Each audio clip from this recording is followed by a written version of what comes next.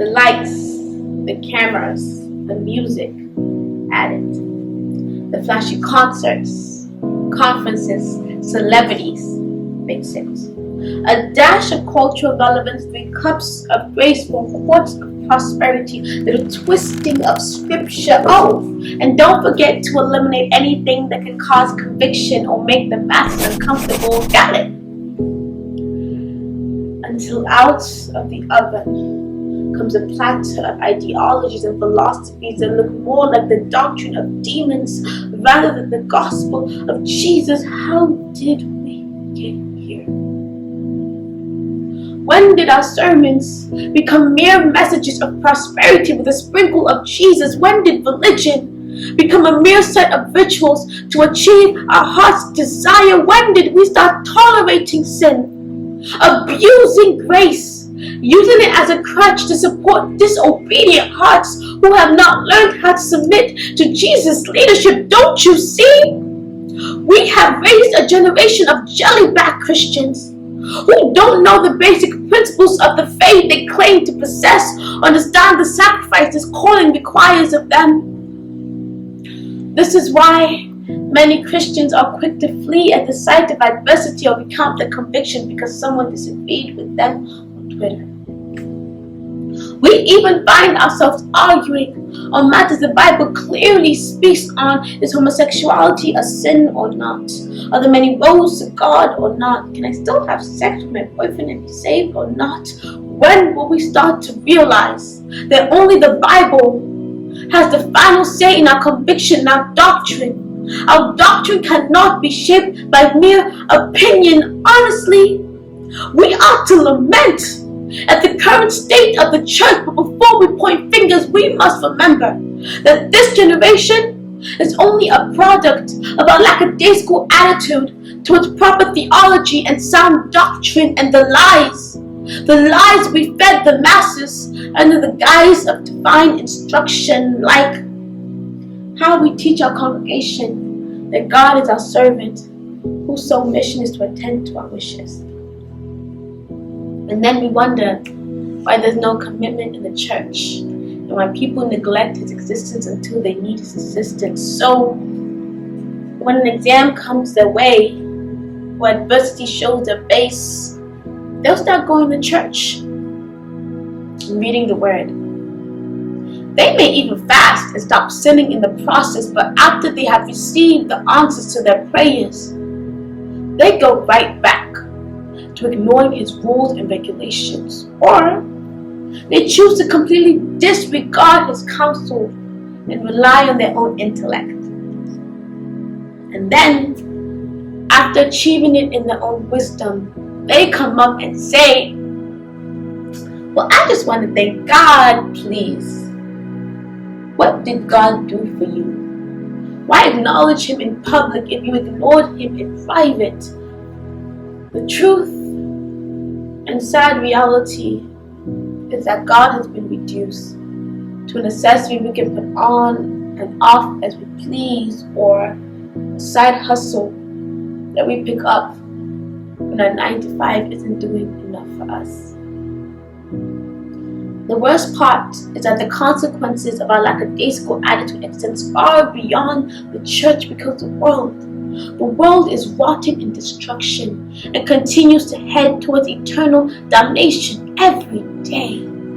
Approximately 125 Americans die by suicide. Suicide is the number 2 leading cause of death for college students, and in the first 6 months of 2021 alone, there were over 300 mass shootings. To make matters worse, the Moseses who should be freeing the Israelites are still stuck in bondage these days. You can't even tell the difference between an unbeliever and a believer.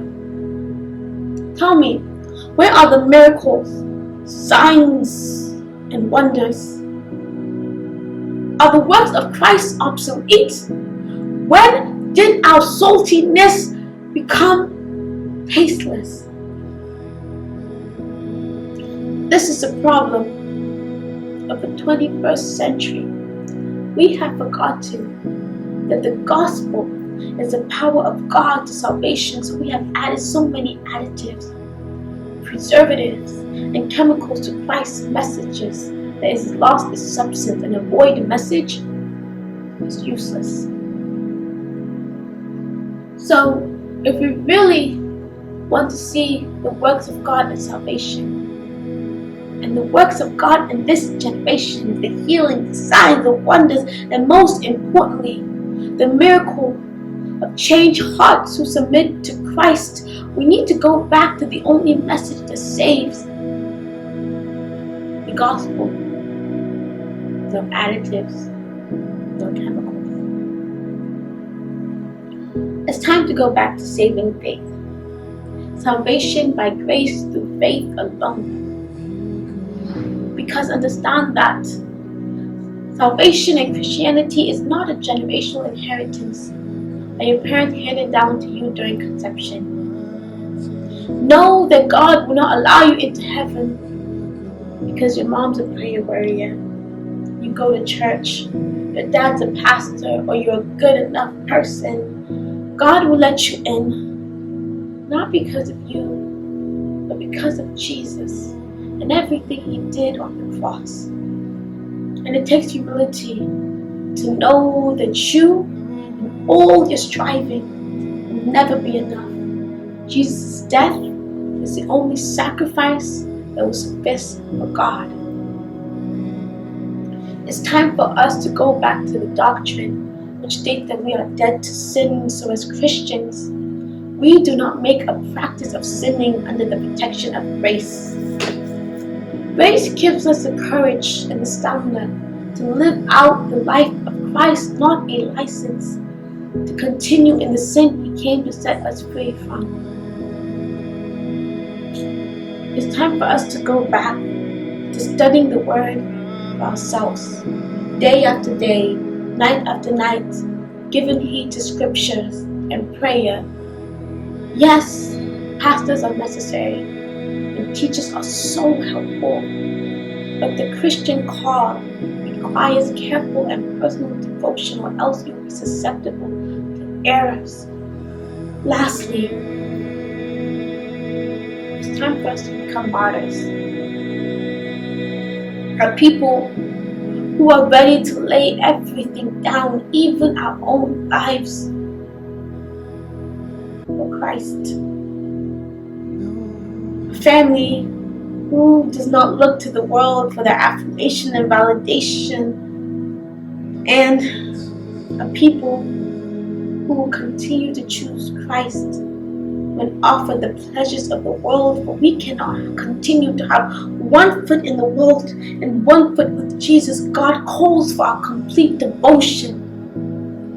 And this is the same faith that caused Stephen to speak, even in the light of his impending death, and Paul to preach the gospel, even in the midst of opposition and persecution, and the apostles to go to unknown territories, boldly and consistently proclaiming the truth of Christ. This is the faith the early church was built on. But if we as a people are not ready for that kind of commitment, we have not understood the call of Christ, or understood the sacrifice His calling requires of us. So let's retrace our steps. Let's go back to the simple gospel, and let's bring this gospel back to our churches, our campuses, our families, our friends, and most importantly, our hearts. Because in only the simple gospel will we see people who turn from darkness to light, death to life, and from themselves to Christ.